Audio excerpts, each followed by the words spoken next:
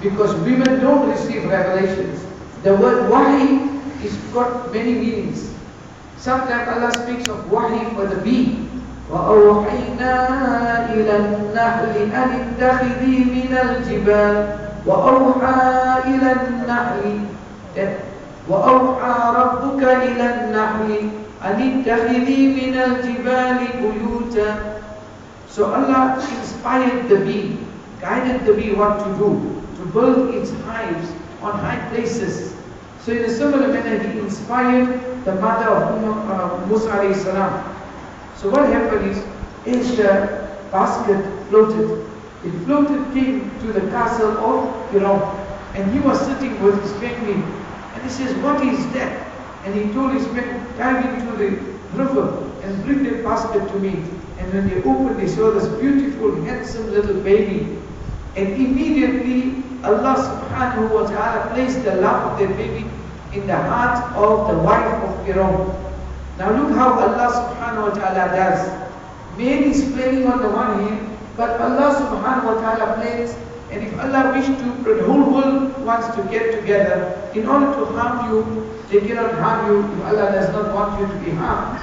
And if the whole world wants to benefit you, they cannot benefit you if Allah wants to harm you. So here, the love of the child Musa alayhi salam goes into the heart of the wife of Pharaoh.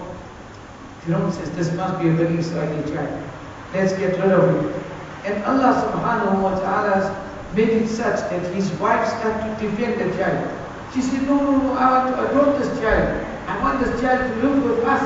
We must take this child as our own child. Subhanallah, the Quran is explaining. La taqtuluhu, she says, don't kill him. عَسَىٰ أَن يَنْفَعَنَا أَوْ نَتَّخِذَهُ وَلَدًا وَهُمْ لَا يَشْعُرُونَ. He said, let us take him, he can benefit us. Maybe we can adopt him as our child. And they perceive not.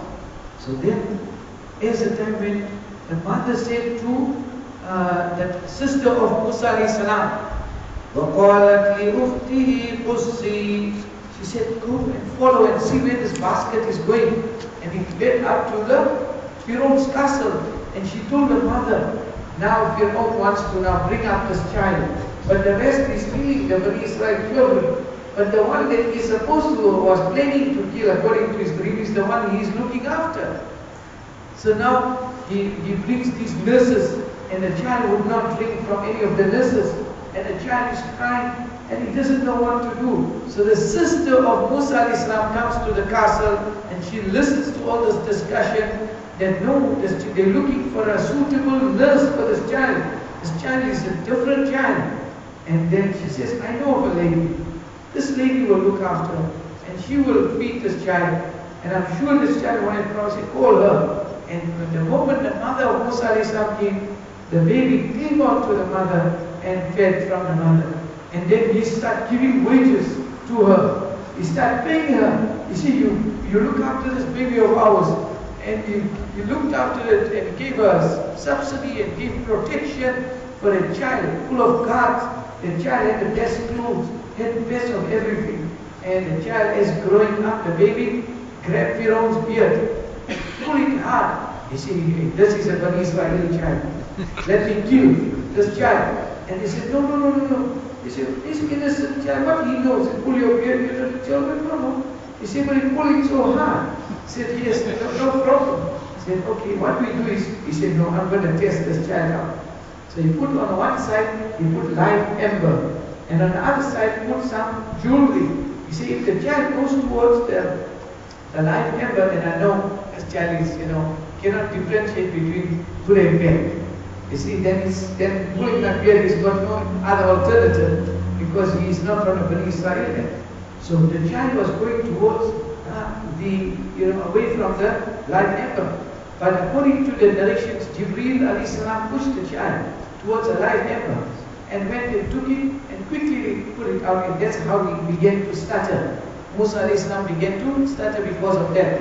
He used to stutter when he speaks. Because when he was a child, he took a piece of the live ember in his mouth. And now, subhanallah, he said, no, we must look after this child. And now he cared for the child, and the child grew up. وَلَمَّا بَلَغَ أَشُدَّهُ وَاسْتَوَىٰ آتَيْنَاهُ are strong and healthy. Imagine living in the castle, in the palace of the king, getting nutritious food and getting good protection and healthy, environment and cared for. He's living like a prince and he's strong and healthy. And he was walking out one day from the castle of Pharaoh, and he found a Bani Israel who were being slaves, and he found a Qibti, a Egyptian, a Coptic person that was working under Pharaoh, the Pharaohi people, and he saw two of them fighting. And the one that was a Bani Israel, he started to scream. وَدَخَلَ الْمَدِينَةَ عَلَى حِينِ غَفْلَةٍ مِّنْ أَهْلِهَا فَوَجَدَ فِيهَا رَجُلَيْنِ يَقْتَتِلَانِ. He found two men, they were fighting with one another. هَذَا مِنْ شِيعَتِهِ وَهَذَا مِنْ عَدُوِّهِ. This one was from his group, and the other one was from the enemy, the Coptic. فَاسْتَغَاثَهُ الَّذِي مِنْ شِيعَتِهِ عَلَى الَّذِي مِنْ عَدُوِّهِ. Then the one that was from his group, he said, help, help. And Musa a.s. saw that the Qibti was taking advantage of the Bani Israel person. He came, فَوَكَزَهُ مُوسَى. Musa gave him one punch. فَقَضَى عَلَيْهِ. It became fatal. He died. So everybody's talking, who killed this Coptic person? And the Pharaoh is very angry. He said, we're going to get that person, we're going to execute him. And nobody knew about it. It was quite concealed.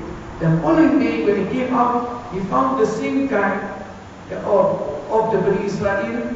He saw him fighting with somebody else. And then he said, yeah, well, Musa a.s. said, no, you're the troublemaker. So then he said, oh, you want to kill me like you killed that person yesterday? فَلَمَّا أَنْ أَرَادَ أَنْ يَبْطِشَ بِالَّذِي هُوَ عَدُوٌّ لَهُمَا قَالَ يَا مُوسَى أَتُرِيدُ أَنْ تَقْتُلَنِي كَمَا قَتَلْتَ نَفْسًا بِالْأَمْسِ. You want to kill, me just like how you killed a guy yesterday? إِن تُرِيدُ إِلَّا أَن تَكُونَ جَبَّارًا فِي الْأَرْضِ وَمَا تُرِيدُ أَن تَكُونَ مِنَ الْمُصْلِحِينَ. So now the news came and it spread to Pharaoh. The killer, they found the killer, the assassinated, who killed a person yesterday. So quickly one man heard them talking and have a council, and now they're going to execute Musa a.s. وَجَاءَ رَجُلٌ مِّنْ أَقْصَى الْمَدِينَةِ يَسْعَى. A man came from the remote part of the city, came running to Musa a.s. and he said, يَا مُوسَى إِنَّ الْمَلَأَ يَأْتَمِرُونَ بِكَ لِيَقْتُلُوكَ فَاخْرُجْ إِنِّي لَكَ مِنَ النَّاصِحِينَ. He said, I heard the ministers talking and they intending to kill you. So please go away, run away quietly. Yes, I'm just a good advisor to you. فَخَرَجَ مِنْهَا خَائِفًا يَتَرَقَّبُ. Now the task of Musa a.s. starts. Subhanallah. Ajeeb life. Ajeeb life. I'm reading the Salat, I'm thinking, Ya Allah, listening to this Quran.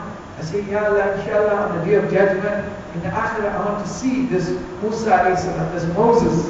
We want to meet our Moses. Musa a.s. Ajeeb. And now he lives in fear. The Quran describes, فَخَرَجَ مِنْهَا خَائِفًا. He leaves this castle, he's in fear. And he fears and he goes away. And he makes dua to Allah. First thing what they do whenever they're in trouble or any time, the Anbiya always they turn to Allah. He said, رَبِّ نَجِّنِي مِنَ الْقَوْمِ الظَّالِمِينَ. Oh Allah, save me from this oppressive nation. وَلَمَّا تَوَجَّهَ تِلْقَاءَ مَدْيَنَ